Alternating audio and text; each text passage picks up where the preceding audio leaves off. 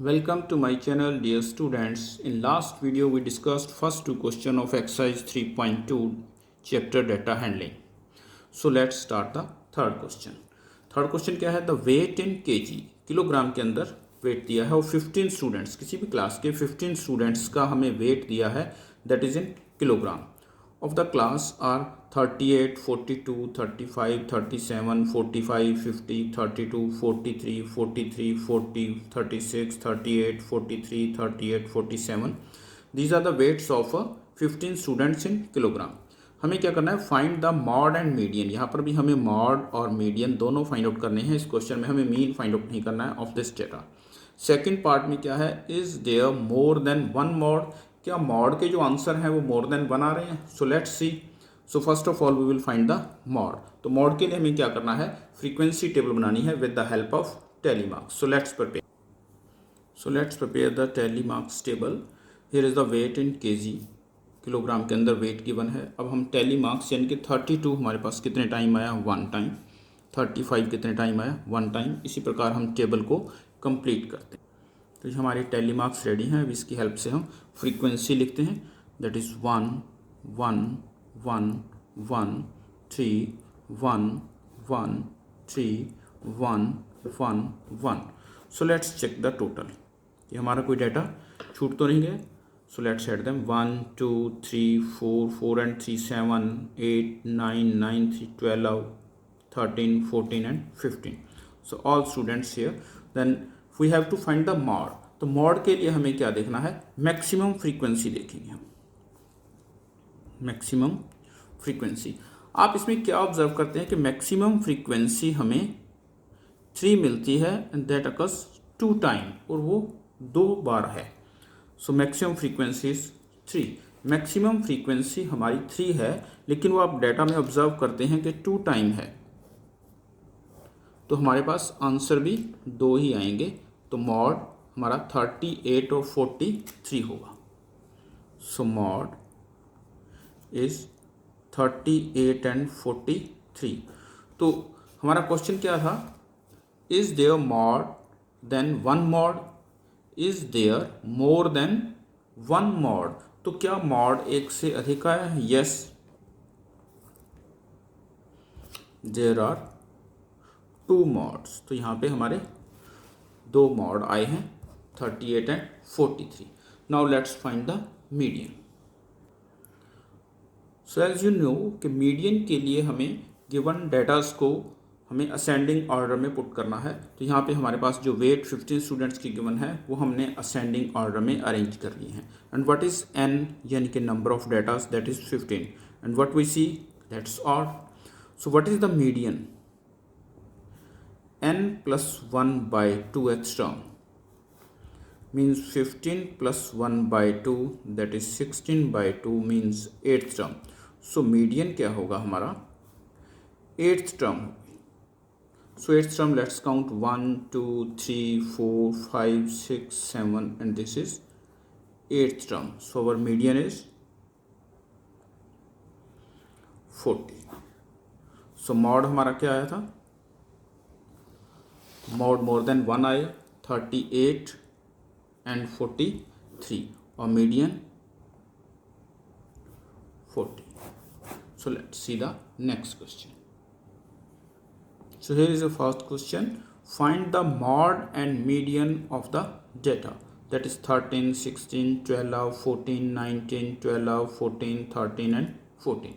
So given data के लिए हमें mod और median दोनों फाइंड आउट करने हैं. तो mod के लिए हमें frequency table with the help of tally marks बनाना पड़ेगा, और मीडियन के लिए हमें गिवन डेटास को असेंडिंग ऑर्डर में लगाना पड़ेगा. So let's prepare the frequency table. So tally marks is ready.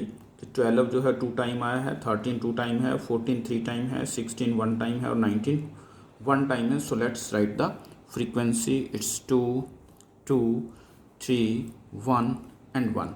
तो फॉर मॉड हमें क्या देखना है? मैक्सिमम फ्रीक्वेंसी चाहिए. So maximum frequency is 3. हम यहाँ देखते हैं कि मैक्सिमम फ्रीक्वेंसी जो लार्जेस्ट फ्रीक्वेंसी है दैट इज 3. तो मॉड क्या होगा? जो डेटा सबसे अधिक टाइम आया है मीन्स जिसकी फ्रीक्वेंसी लार्जेस्ट है दैट इज़ 14, तो वो हमारा मॉड हो जाता है। So let's find the median, और मीडियन के लिए हमें डाटा को असेंडिंग ऑर्डर में लगाना होगा। So let's arrange them in ascending order. So we have arrange the data in ascending order. So let's count the observations. हम डाटा की काउंटिंग जो है वो देखते हैं कितनी है कि 1 2 3 4 5 6 7 8 9, then our n is 9। So number of observation हमारा 9 है जो कि ऑड है। So what is median? That is n plus 1 by 2th term. So that's 9 plus 1 by 2 means 10 by 2, that is 5th term. So हमारी median जो 5th term है, let's count it 1 2 3 4. So this is a median, that is 40. So let's see the next question. Here is a 5th question. Tell whether the statement is true or false. यहाँ पे 4 statements given है, वो हमें explain करनी है कि true है या फॉल्स है। The mod is always one of the data. क्या मॉड जो है वो गिवन डेटाज में से ही एक नंबर होता है? यस, मैक्सिमम फ्रीक्वेंसी वाला जो डेटा होता है वो मॉड होता है, तो वो हमें कहाँ मिलता है? डेटास के अंदर से ही चूज करना होता है। सो इट्स ट्रू,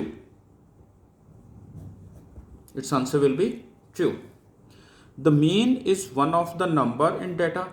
नहीं, ये डेटास का हम जो मीन का फॉर्मूला है वो सम ऑफ डेटास को हम नंबर ऑफ डेटा से डिवाइड करते हैं, तो वो एक नई टर्म आती है, वो हम गिवन डेटाज में से कोई टर्म चूज नहीं करते। तो ये answer may be differ than the number in datas. जो गिवन डेटाज होते हैं उनमें से नंबर में से ये डिफर कर सकता है, तो ये फॉल्स है। और थर्ड है the median is always one of the number in the data. Yes, given datas में से हम मिडल टर्म चूज करते हैं, तो ये हमारा क्या हुआ? ट्रू। ये हमें गिवन डेटाज में से ही एक टर्म को चूज करना होता है। तो फर्स्ट भी हमारा ट्रू है, सेकंड फॉल्स है और थर्ड ट्रू है। लेकिन एक बात है कि आपके सिलेबस के अकॉर्डिंग और डेटाज आपको मिलेंगे, तो उनके लिए ट्रू है। अगर डेटाज इवन होंगे तो ये मे बी डिफर कर जाए, तो इसलिए हमारे सिलेबस के अकॉर्डिंग ये ट्रू है, अदरवाइज ऑलवेज ये ट्रू नहीं होगा। So let's see the fourth part. The data 6, 4, 3, 8, 9, 12, 13, 9 has mean is 9. तो ये कह रहा है कि गिवन डेटास की जो मीन है दैट इज 9।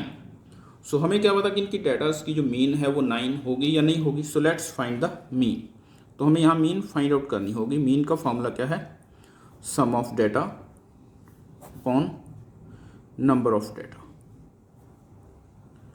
सो हम इन्हें ऐड करेंगे। 6 + 4 + 3 + 8 + 9 + 12 + 13 + 9 and number of data, let's count them 1 2 3 4 5 6 7 8. So let's divide it by 8. So let's add them. इसे ऐड करते हैं तो that is 64 और उसको 8 से डिवाइड करेंगे, so that will be 8. तो हमारा मीन क्या आया? 8।